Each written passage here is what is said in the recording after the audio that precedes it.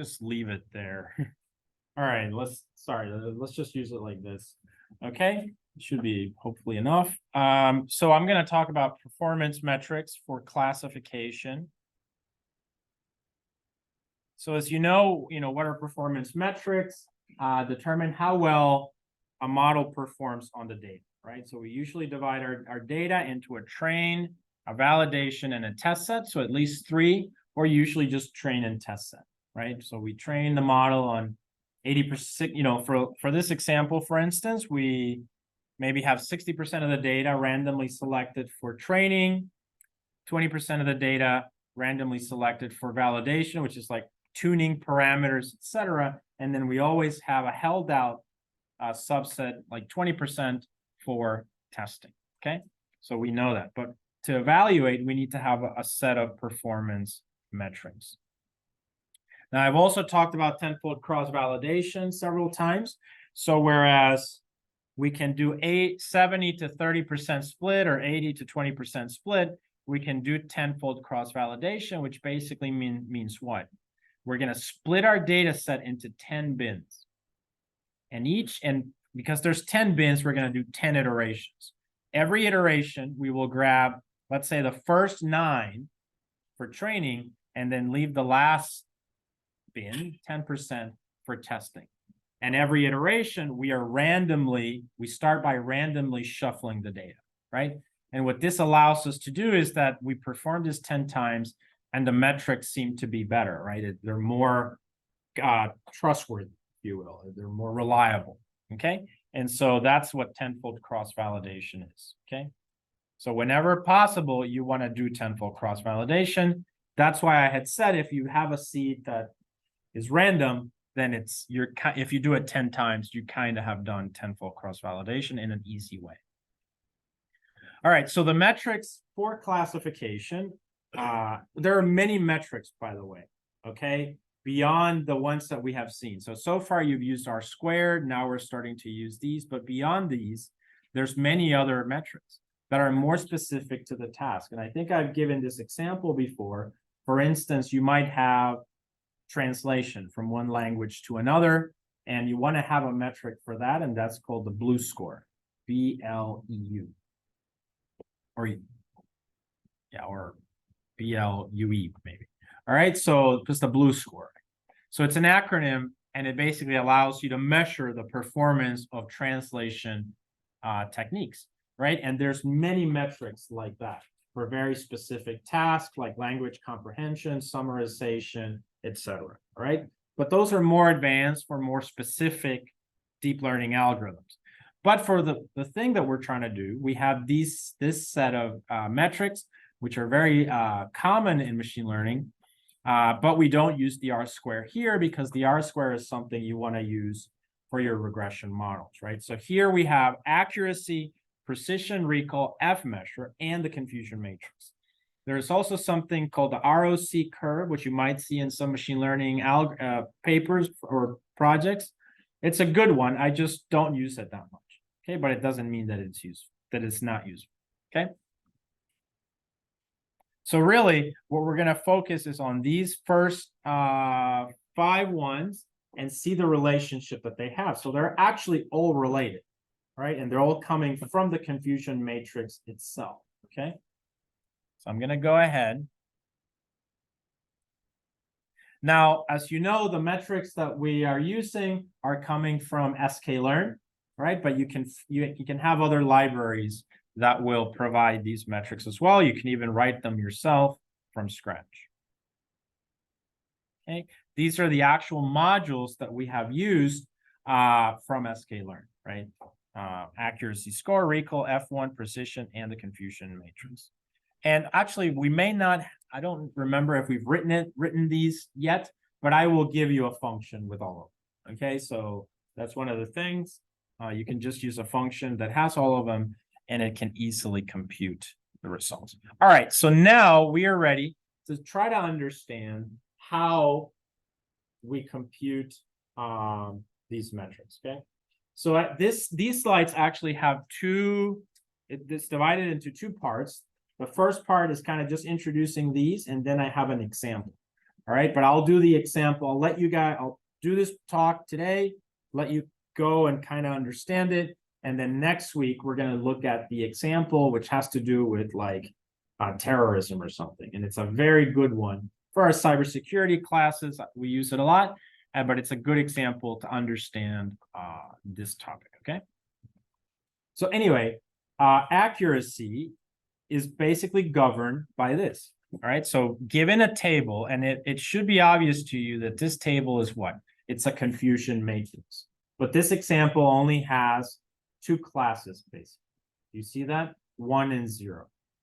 Okay, so a confusion matrix tells you where things should be, what the classes are, and where they were classified. And it gives you an idea of misclassifications. Okay, so you can see here, for instance, when the true means the real labels and the predicted means what the machine learning algorithm predicted.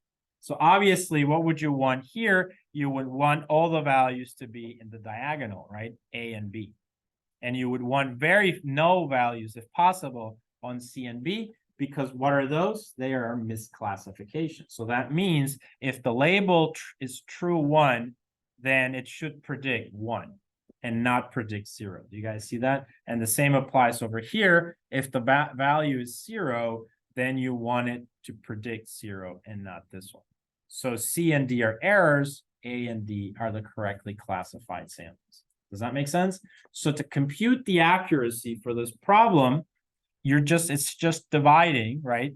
The correctly classified ones, which are A and D, divided by the total sum of all of them, which is A, B, C, D. Does that make sense, guys?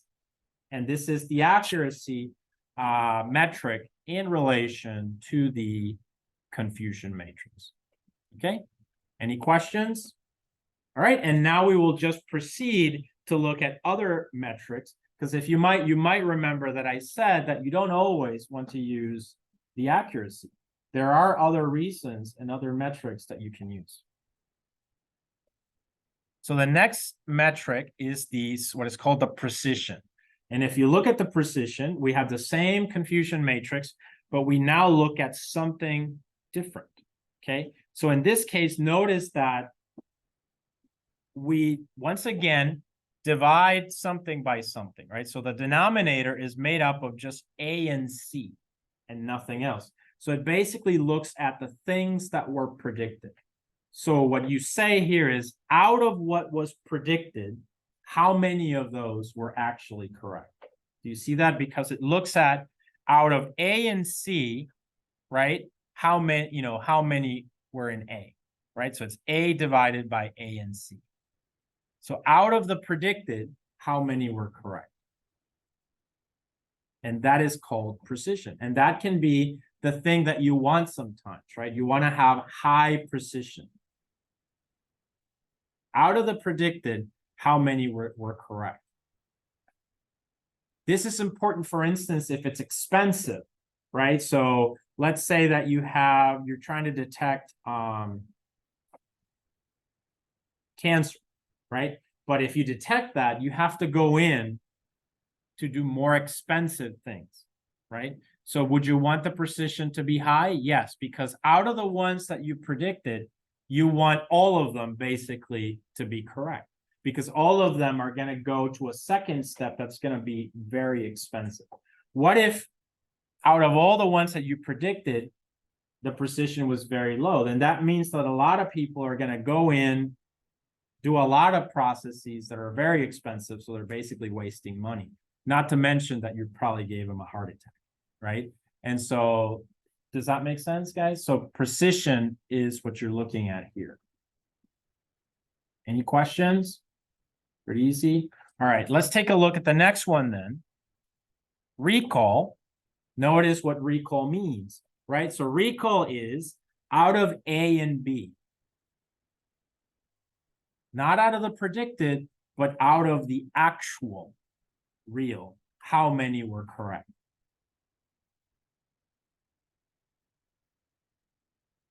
You see that? So this one is also important, and there might be situations where you want a high recall, right? Instead of a high precision. recall it what's correct? What makes it different? Well, you're looking to say, I want a model that optimizes precision or optimizes recall. Okay. That's what you're saying. They're both correct in some sense, and it just depends on what it is that you want. Yeah, go ahead. It just looks at the true, yes, at the true here. So A and B here, it only looks at what is true. So out of what is true, how many did it get right?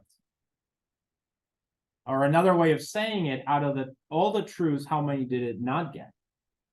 So this might be the situation also, medically speaking, where you don't want it to miss cancer, right? Because then you'd be missing treatment that potentially could save your life.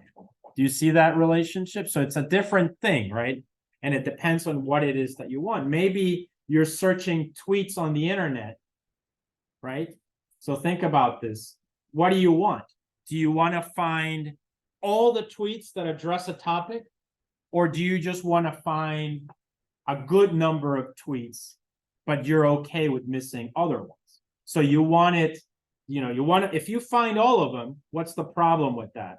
You may have a lot of error also that you have to go through, right? And so you have to think about that, that objective. What is it that you want? Do you want all the correct ones, or do you want just really good ones, even if you miss a lot of things, right? So that's what precision and recall give. Any questions? And yes, this goes back to this idea of true positives and true negatives, which is actually how the example is written, just to kind of frame it into that language. But we'll do that next week. So I'll summarize again. Okay, so precision is A and C. So it's out of the predicted. How many are correct? Right, you can see that here.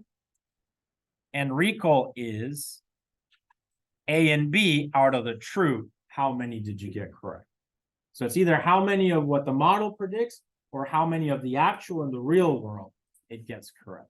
And that, as I said, has important concepts. It depends on what it is that you want.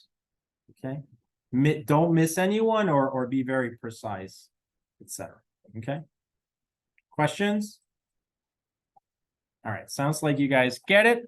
All right, and then we have f-measure, which is defined to be the harmonic mean. So if you notice, the f-measure first requires you to calculate the precision, then the recall, and then together it computes a new metric.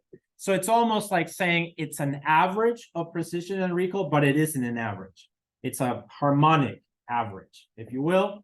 So, and it's a better, it's basically the idea is it won't give any preference to either precision or recall. It tries to find a good balance. And that's why it uses this equation. So f-measure is usually, what's important here is that in machine learning, if you're just looking for a good model, then the metric to look at is f-measure. And now there may be other problems like in cancer detection, right? Do you want to, is it expensive what you're getting the treatment? So you want to be very precise, or you want to make sure that you do not miss anyone, even though there's going to be 3 or 4 people that are going to be correctly determined to have cancer and they don't, right? So it's kind of like that. So precision and recall depend on your problem, basically. But if you just need a generic metric, f-measure is the one to use. I can tell you for the competition, I will look at all metrics, but most likely f-measure will determine who wins. Got it? Because that's the objective. Any questions? All right. And then, of course, the confusion matrix, that's where everything is coming from. And you guys already know, it'll give you some insight of where misclassifications are happening, and that can help you to, improve your models, etc. Any questions? No questions? All right, so these are the important metrics in our problem. Round 2, as I call it, will be an example, but I'll let you guys process this a little bit, And then we'll talk about this one in the next time we meet next week to kind of wrap up performance metrics. But it's basically, this is an example of a highly imbalanced data set. So hopefully with a highly imbalanced data set, precision and recall will make a little bit more sense. Okay, so you can read through the slides, but we'll finish it up next week. All right, so that's kind of what I wanted to do as far as introducing the performance metrics for classification. So I've given you some background. So I'll stop this video and then I'll start a new one. And basically, we're going to get back to coding up our CIFAR 10 model. My goal is just to finish that pipeline from beginning to end so that you can calculate metrics and everything. In the interest of getting this to work in class, I'm going to cut down the classes to 2 from 10. Okay, and of course, it'll be part of your homework to make it work with 10 classes and also to add the object-oriented and also to add the CNN. Remember that next week I will do a CNN, but with MNIST, not with CIFAR 10. So it'll be part of your homework. Is this clear, guys? So this homework is a little bit more difficult, obviously, than previous homework assignments. Okay. All right, so I'll stop the video here.